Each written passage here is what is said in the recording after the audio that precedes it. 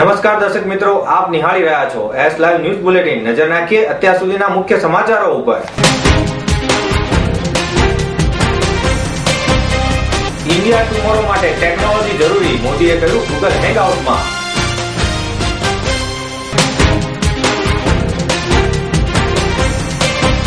વિશાળ શૈક્ષણિક સંકુલ સાથે અમદાવાદમાં મુખ્ય બાળકો માટે નવી પહેલ।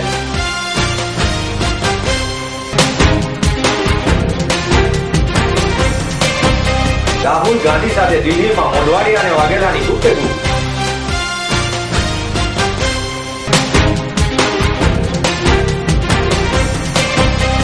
અમદાવાદમાં સિલિકોન 2013 નો પ્રારંભ।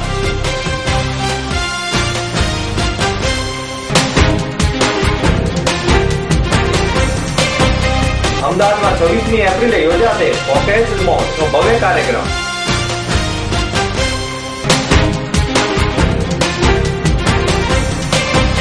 નવસારીમાં ભાજપના સ્થાનિક નેતાઓની હોટલમાં તોડફોડ। ગુજરાતના મુખ્યમંત્રી નરેન્દ્ર મોદીએ દિલ્હીમાં ગૂગલ દ્વારા આયોજિત બિગ 10 સમિટને વિડીયો કોન્ફરન્સ માધ્યમથી સંબોધતા જણાવ્યું હતું કે ટેકનોલોજીથી નાગરિકોનું સશક્તિકરણ થયું છે અને રાજનીતિમાં રાજકારણીઓને પોતાની કાર્યક્ષમતા પુરવાર કરવાની ફરજ પડી છે। ટેકનોલોજી રાજકારણી વર્ગ માટે પડકારરૂપ છે, પરંતુ તેને સાચી દિશામાં ઉપયોગ થાય તો સ્થિતિ બદલવામાં તે એક સક્ષમ માધ્યમ છે। I'm sure the discussions in this forum would give a new direction to the meaningful use of technology for society at large. Technology in itself is neither good nor bad. That depends on how it is harnessed. While technology in politics plays a crucial role, it would do us a great good to stay away from letting politics into technology. Deployed in the right way, technology can be an extremely powerful force, capable of bringing about great change.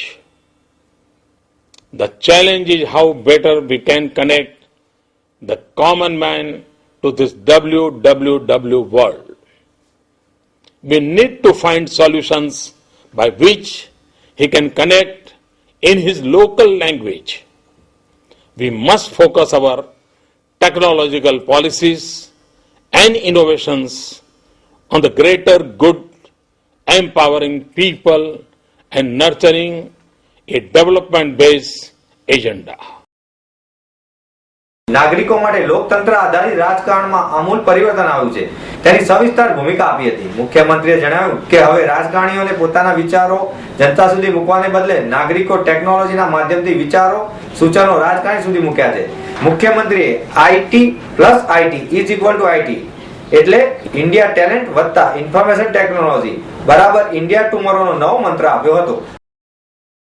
અમદાવાદના Jivraj park ખાતે મૂક બધિર બાળકો માટે Umang education and research centre Shrimad Rajchandra સેવા કેન્દ્ર trust હેઠળ 2004 થી Umang education and research centre of hearing empowered institute દ્વારા ચલાવાતી આ બધિર શાળાના બાળકોને તમામ શૈક્ષણિક અને આર્થિક મદદ પૂરી પાડવા સાથે તેઓને સામાજિક હરોળમાં લાવીને તેમને સ્વનિર્ભર બનાવવાના સહયોગથી એક આધુનિક સંકુલ તથા ટ્રેનિંગ સેન્ટર ભવનનું નિર્માણ કરવામાં આવી રહ્યું છે। આ સ્કૂલ માટે ઓડા દ્વારા 4000 સ્ક્વેર યાર્ડ જેટલી વિશાળ જમીન ફાળવવામાં આવી છે। ઉમંગ બધિર શિક્ષણ અને સંશોધન કેન્દ્ર દ્વારા આ ભવનના મોડલનું લોકાર્પણ આજે સાંજે થનાર છે। આજે બેઝિકલી આપણે આ વિકલાંગ હિયરિંગ ઇમ્પેર્ડ છે, 7 પ્રકારમાંથી એક પ્રકારની વિકલાંગતા છે અને દુનિયાનું શ્રેષ્ઠ હિયરિંગ ઇમ્પેર્ડ માટેનું ડેફ માટેનું આ બિલ્ડિંગ બનાવવાનો નમ્ર પ્રયાસ છે, જ્યાં દરેક જગ્યાએથી બાળકને ભણવાનો મેસેજ મળશે। પગથિયા હોય, દિવાલ હોય, પંખા હોય, જ્યાં જોશે ત્યાં બાળક એમાંથી ભણ્યા જ કરશે અને વિશ્વમાં આવું બિલ્ડિંગ બન્યું નહીં હોય। જેમ પતંગ હોટલ છે એવી રીતે આ બિલ્ડિંગ બનશે અને હિયરિંગ ઇમ્પેર્ડ માટે એ અદ્ભુત એજ્યુકેશન માટેનું હશે। ઉમંગ મૂક બધિર શાળા માટે જાણીતા ડોક્ટર નંદલાલ માનસેતા પણ જોડાયા છે, જેઓ કાન, નાક અને ગળાના નિષ્ણાત છે। ડોક્ટર માનસેતા વર્ષોથી અનેક હોસ્પિટલોમાં સેવા આપી રહ્યા છે। આગામી લોકસભાની ચૂંટણીને વહેલી યોજાય તેવા એંધાણો વર્તાઈ રહ્યા છે. તેવા સંજોગોમાં લોકસભાની ચૂંટણીમાં ગુજરાત સહિત અન્ય રાજ્યોમાં કોંગ્રેસને વધુ બેઠકો મળે તે માટે કોંગ્રેસના રાષ્ટ્રીય ઉપાધ્યક્ષ રાહુલ ગાંધીએ ગુજરાત સહિત અન્ય રાજ્યોના પ્રદેશ પ્રમુખ અને વિધાનસભા કોંગ્રેસ પક્ષના નેતાઓ સાથે બેઠક યોજી હતી, જેમાં ભાગ લેવા અર્જુન મોઢવાડિયા અને શંકરસિંહ વાઘેલા દિલ્હી પહોંચ્યા હતા. કોંગ્રેસના રાષ્ટ્રીય ઉપાધ્યક્ષ રાહુલ ગાંધીને પક્ષના કેટલાક આગેવાનો નેતાઓ આગામી વડાપ્રધાન તરીકે પ્રોજેક્ટ કરી રહ્યા છે. દરેક રાજ્યના સંગઠન માળખાને વધુ મજબૂત બનાવવાના મુદ્દાઓ પર પણ તેઓએ ભાર મૂક્યો હતો, કારણ કે તો જ પક્ષનું સંગઠન મજબૂત થશે અને લોકસભાની ચૂંટણીમાં કોંગ્રેસને વધુ બેઠકો મળશે. એન્જિનિયરિંગના વિદ્યાર્થીઓ સહિત હર કોઈ જેની રાહ જોતા હોય તે ખ્યાતનામ અને યંગસ્ટરોને લોકપ્રિય એવો SAL institute of technology tech fest Salcon શરૂ થઈ ગયો છે. 2012માં અભૂતપૂર્વ સફળતા અને વર્લ્ડ એમેઝિંગ રેકોર્ડ તેમજ લિમ્કા બુક સહિતના અનેક રેકોર્ડો નોંધાવ્યા છે. 2013માં ફરીથી એ જ નવી ઇવેન્ટ અને ટેલેન્ટ સાથે સાલકોન ટેક ફેસ્ટ ધૂમ મચાવી રહ્યું છે. અમદાવાદના એસજી હાઈવે ખાતે આવેલા સાલ ટેકનિકલ કેમ્પસ ખાતે 21મી થી શરૂ થયેલા આ મેગા ટેકનિકલ ફેસ્ટિવલ 23મી માર્ચ સુધી ચાલશે. ટેક ફેસ્ટમાં 1300 થી વધુ મુલાકાત આવવાની શક્યતા છે. આ ટેક ફેસ્ટમાં રોબોટિક્સ સહિત વિવિધ એન્જિનિયરિંગ ઇવેન્ટ્સ, રસપ્રદ ગેમ્સ, એકેડેમિક્સ કોન્ટેસ્ટ પણ આયોજન કરવામાં આવ્યું છે. અમદાવાદમાં કર્ણાવતી ક્લબ ખાતે 26મી એપ્રિલના રોજ ગુજરાત અને યુક્રેન વચ્ચેની સંસ્કૃતિનો પરસ્પર સંબંધ વધુ ઘનિષ્ઠ બનાવવાનો પ્રથમ પ્રયાસ પોકાસ ડોમ દ્વારા કરવામાં આવ્યો છે, જે અંતર્ગત પોકાસ ડોમનું ભવ્ય આયોજન કરવામાં આવ્યું છે. આ આયોજન ગુજરાત ટુરિઝમ અને Indian council four culture relation સહયોગથી ગુજરાત અને યુક્રેન વચ્ચેના વેપારિક સંબંધો વિકસાવવા ઉપરાંત બે રાજ્યો વચ્ચેની પરસ્પરની સાંસ્કૃતિક વિનિમયનું અનોખું પ્લેટફોર્મ ઊભું કરવામાં આવશે. યુક્રેનમાં ગુજરાતને પ્રવાસન મથક તરીકે ઉપસાવવાનો પ્રયાસ થશે. આ કાર્યક્રમમાં ઉપસ્થિત વિશેષ અતિથિઓ સંબોધન કરશે. આ ઉપરાંત ફેશન શો, સાંસ્કૃતિક પ્રોગ્રામ અને એવોર્ડ ફંક્શન જેવા અનેક કાર્યક્રમો યોજાશે. My name is Katrina. I'm from Ukraine, and in 26th of April in Gujarat we conduct cultural awareness program, cultural extravaganza, where we bring participants from Ukraine and from Gujarat. It will be cultural exchange program between both nations, and we invite as a guest and as a sponsors to participate with us in this event. This is the first fashion show, first cultural program this type in Gujarat. So I'm very happy for Gujarat. What kind fashion show, what kind cultural program. લગભગ 4000 કરતા વધુ fashion oriented business પ્રોફેશનલો અને senior government ઓફિસરો NIIT અને NITFD ના વિદ્યાર્થીઓ પણ પોકોસ ડોમની મુલાકાત લેશે.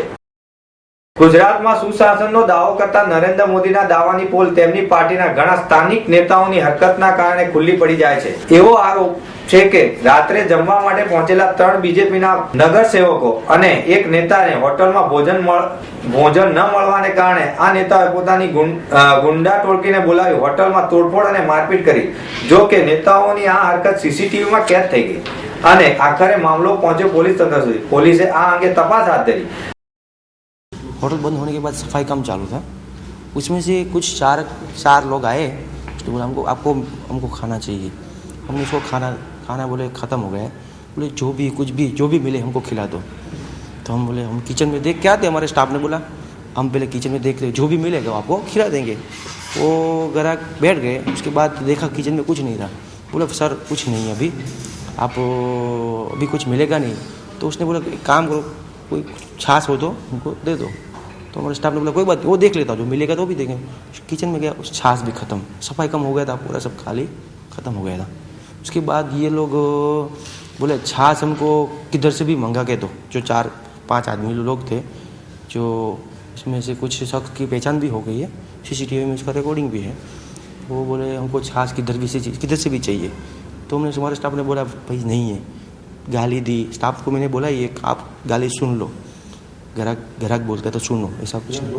4, 5, 6 ऐसा गाली दिया, बहुत गाली दिया, लेकिन हमारे स्टाफ सुनते रहे. फिर वो गाली देते कहते सब तोड़फोड़ चालू किया. तोड़फोड़ चालू करने के बाद वो मेरा स्टाफ का फ़ोन आया. मैं घर पे सो गया था. बोले ऐसा हुआ है. मैं इधर दौड़ता इधर पहुंचा तो इधर तोड़फोड़ चालू थी. मैंने इधर बिना बेरवा बोला क्या हुआ. बोले आपके स्टाफ ने ऐसा किया. तो मैंने बोला भाई स्टाफ ने जो किया किस बारे में. तो बोले छाछ के बारे में. छाछ के बारे में जो है वो कोई बड़ी बात नहीं है, इसमें झगड़ा करने की कोई बात नहीं है। आप बैठो आराम से, कुछ है इसमें बड़ी बात नहीं है, बैठो। वो लोग बोले कोई बात नहीं, उसमें से 3 लोग ऐसे थे, चलो कोई बात नहीं, छोड़ो छोड़ो, अपना झगड़ा नहीं करने का। उसमें से 4, 5, 6 गाड़ी, एक झाइलो, फिर BMW, वॉल्क्सवैगन, 4-5 गाड़ी आके आए, बोले क्या हुआ? मैंने बोला भाई झगड़ा हो गया। वो इसके आदमी को पूछे क्या हुआ, तो बोले भाई ये होटल वाले बोले ऐसा ऐसा कर रहे हैं। मैंने बोला भाई समाधान हो गया, अभी कुछ नहीं। वो हमारा सुना नहीं, स्टाफ और हमारे जो स्टाफ जो उसको मारने का चालू कर दिया। अरे मैंने बोला सब समाधान हो गया है, सब पत गया है, आप क्यों ऐसा कर रहे हो? फिर वो हमारे किचन में गए, जो रिकॉर्डिंग में आप देख रहे हो, किचन में गए, किचन में सब तोड़फोड़ किया, उल्टा किया, वो काउंटर में जो नुकसान किया, काउंटर तोड़ दिया। ये सब होने के मैंने उसको रोका, पैसा हमारा समाधान, अभी जो खाने लोग आए थे उसके साथ आपके आदमी के साथ बात हो गई है, समाधान हो गया, आप सुनो। वो कोई बात सुने नहीं, बोले आप, मैंने को पूछा आप कौन हो? मैं बोला मैं होटल का मालिक हूँ। तो बोले आप होटल मालिक हो? बोले इसको मारो।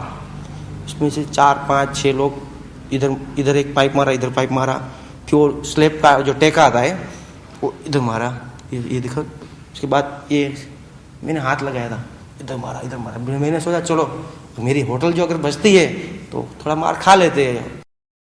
આ ઘટના છે ગુજરાતના નવસારી ખાતેની। નવસારી પોલીસ સ્ટેશનના જણાવ્યા અનુસાર હોટલમાં મોડી રાત્રે ભોજન ન મળતા અહીં ભાજપના સ્થાનિક નેતાઓએ તોડફોડ કરી આ મામલે 2 જણાની ધરપકડ થઈ છે। તો મિત્રો આ હતા અત્યાર સુધીના મુખ્ય સમાચાર। સમાચારની ખાસ ગતિવિધિ માટે આપ નિહાળતા રહો S Live ન્યૂઝ બુલેટિન। નમસ્કાર।